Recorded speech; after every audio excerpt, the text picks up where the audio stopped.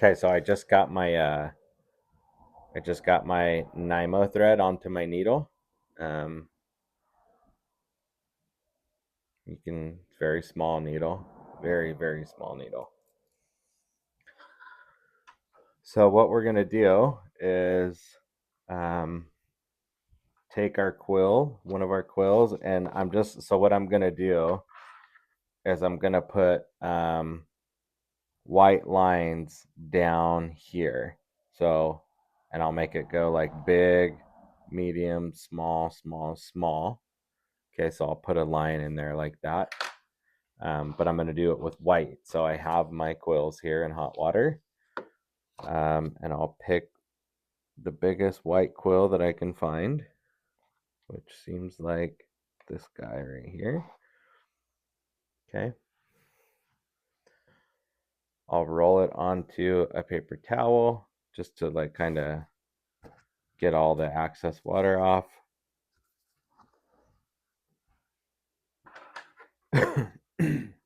Stick it into my clay like that right there.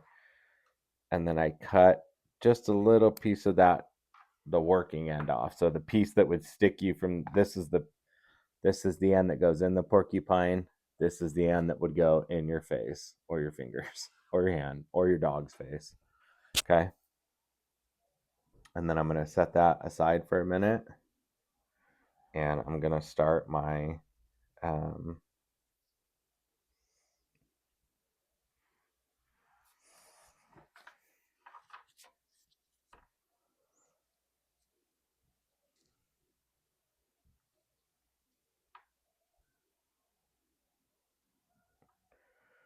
tiny little bite of leather. It's such a small piece of leather. Like you can see how um, little that bite of leather is. Okay. We're not going through the leather. You don't go all the way through. You just take a tiny bite of leather, pull it through, sew back on top of your leather that you just went into.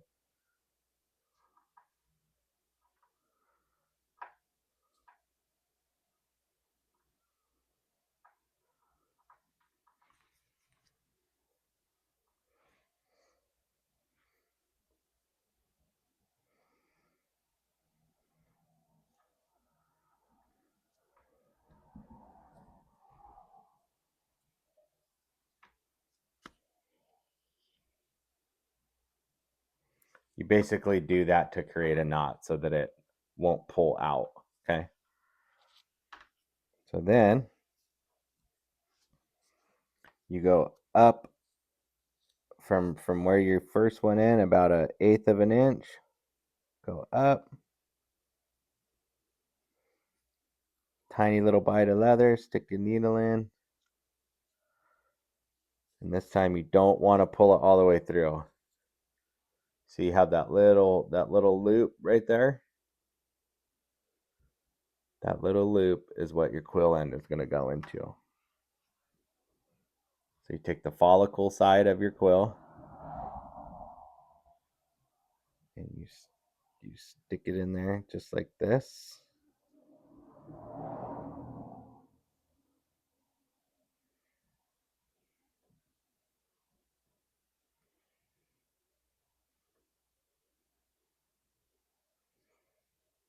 And you pull real tight.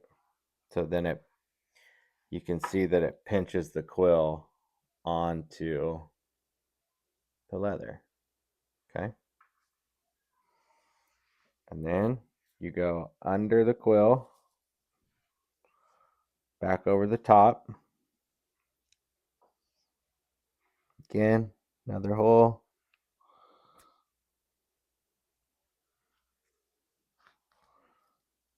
Through, pull.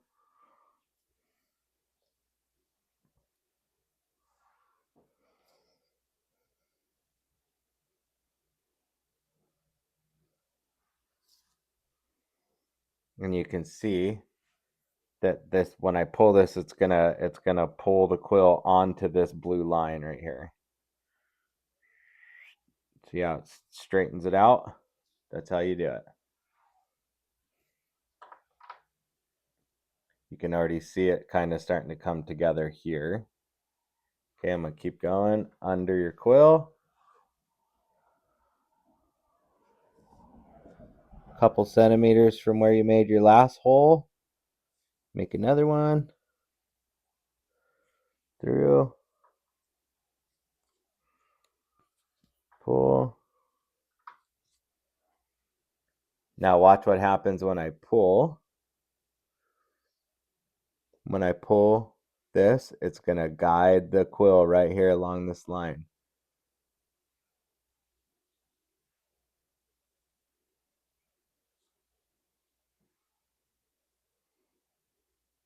Kind of pulls it into place right there.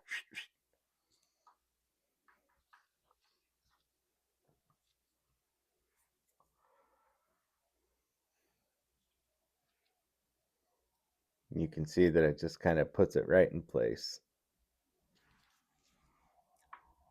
And all of this I've taught myself how to do all of these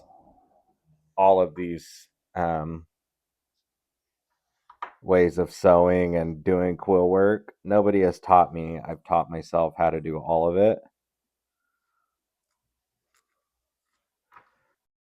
And let me tell you, it's frustrating. It was very, very, very frustrating for me because I had nobody here to teach me. I just kind of had to learn it all myself. But hopefully now I can teach somebody how to do it.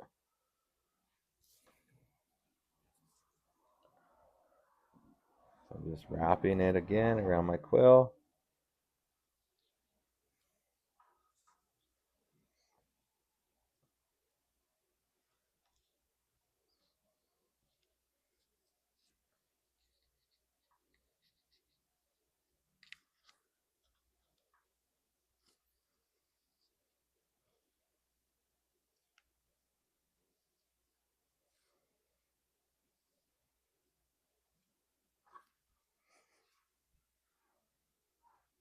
So check this out. I've done basically like however many wraps, right? So if you want to count each one, 1, 2, 3, 4, 5. I've done 5 wraps, and you can see already like what that's looking like. Right? You kind of have to work fast because the quill dries out.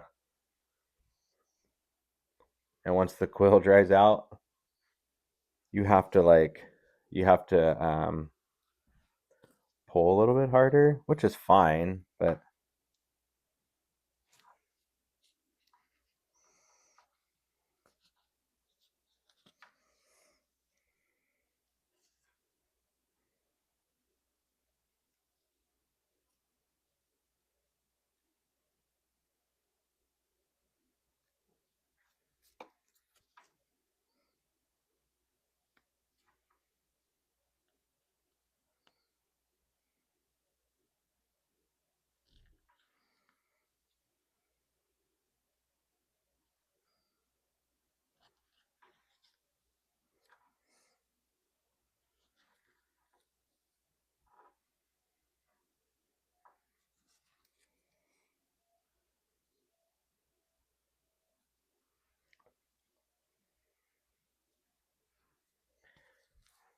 part of the thing with this is every time you do it, you have to make sure that you're pulling your thread back under the quill and then coming around.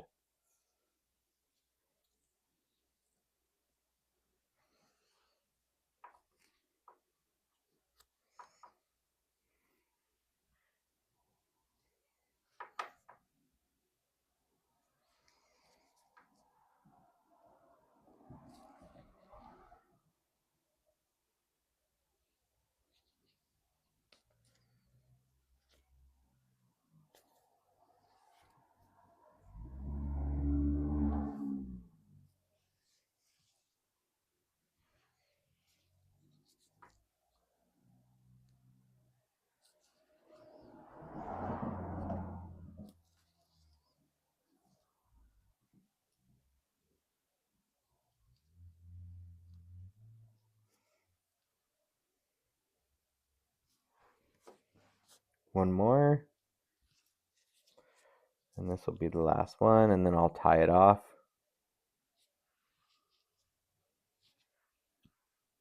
No, damn it.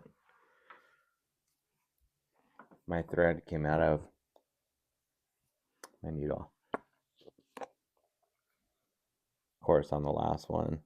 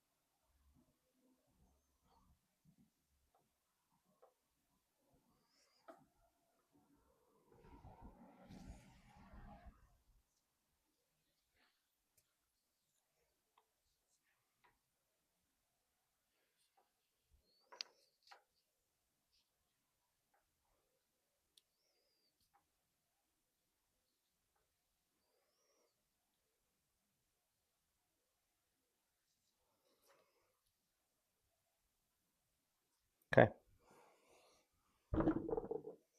there it is. That's the line stitch for porcupine quill work. It's really not hard at all once you figure it out. Took me 12 minutes to do that. So it's not really super hard once you figure it out and you just like do it multiple times. Like you can figure it out. It's pretty simple. But I'm just tying this off here real quick.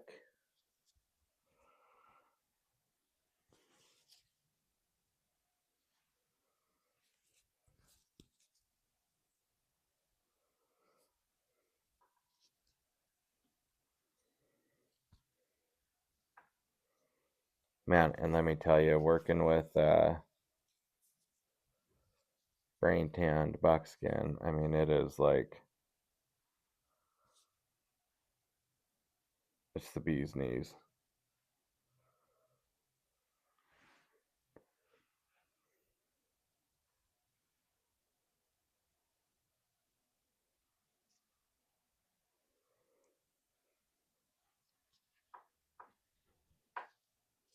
Anyway, thank you guys.